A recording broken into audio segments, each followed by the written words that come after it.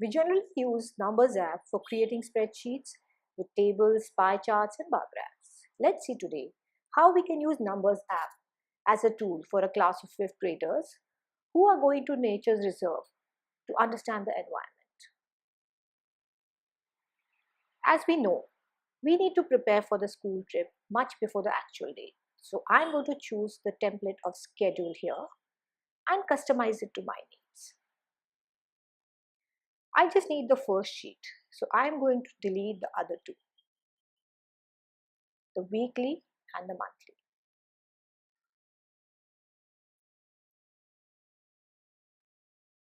Then I'm going to merge the cells and delete the days.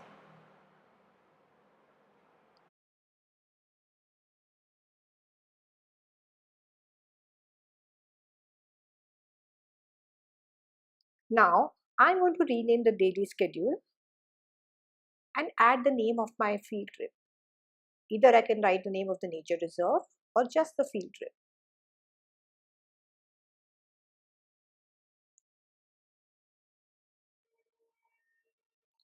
Next, where the autumn 2018 is written, I'm going to write the name of my class, PYP 5A.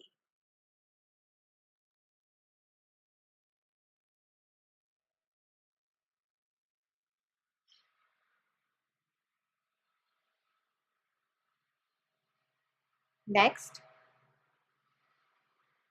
I'm going to write what is planned for the schedule. So here, again I merge the top line and write down what is planned for 8 o'clock in the morning. So for 8 o'clock, the plan is to assemble for the pre-departure briefing. So I write it down here.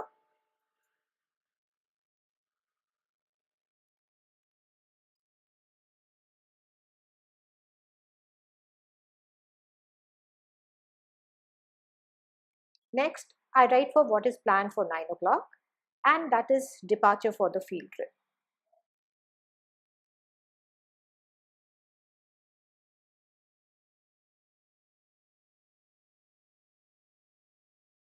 I'm going to show you a sample of another schedule that I had made for a field trip.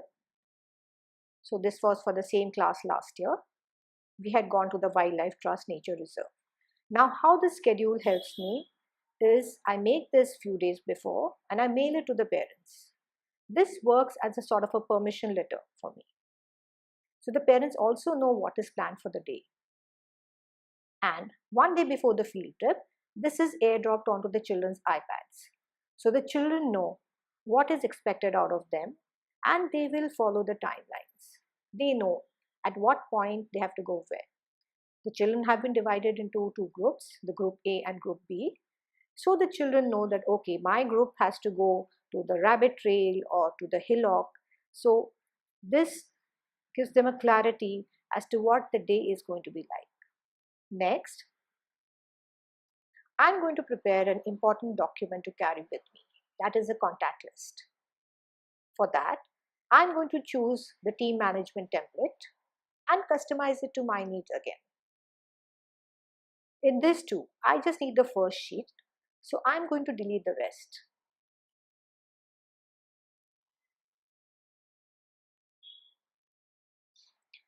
Again, I'm going to rename the name by adding my own school field trips name.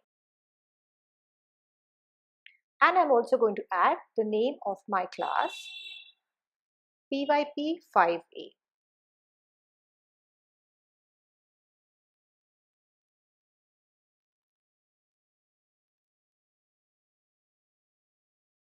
Now, the columns on the sheet are already suited to what I'm looking for.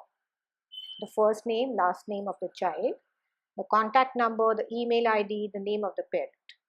Only in the last column, I'm going to write allergies instead, and I'm going to use this to write down any allergy that the child has. This will help me take care of the children and carry any necessary medication if need be.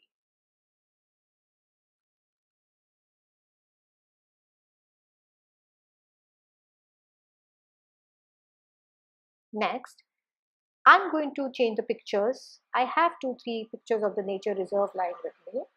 So just to make my sheet a little more attractive, I'm going to add those pictures of my nature reserve.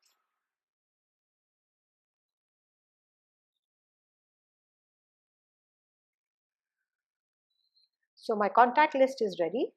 I'm going to delete the table at the bottom of the page since I do not need it. And I'm going to rename the sheet as contact list.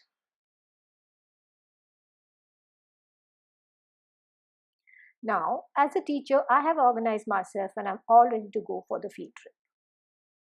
For the students now, I need to create an activity list in accordance with the learning goals. For that, I'm going to use the template of checklist. Again here, I'm going to customize it a little. Instead of the date, I'm going to write the activity. And the task is the activity that I'll be given. So my activity will be named activity 1, activity 2, activity 3 and henceforth. And task will be description of the activity that I want them to do. Now this checklist has little boxes on the left side which are the tick boxes. So as the children will finish the activities, they will mark the tick mark on those little check boxes. So as you can see here, my activity 1 is observe a small carnivore. The activity 2 is find some rock samples, compare them and make notes. Now for every activity, I'm going to add a sheet for the students to capture the data. So I'm going to add a new sheet and on the top, I'm going to add a leading question.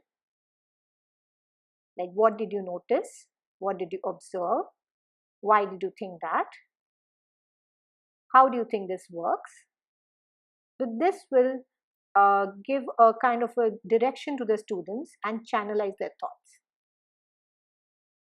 Here, now the students can add everything that they observe, write down maybe something, the leaves that they measured or any other detail that they found. I'm going to rename the sheet as well as activity 1, activity 2 and henceforth. So the children know that the material or what observations which they have for that particular task has to go in that sheet. Now, using the plus button on the right hand side, the children can add in different objects, shapes, photographs or videos. So as you can see, the children have added a photograph and now they're going to choose a video of what they've observed.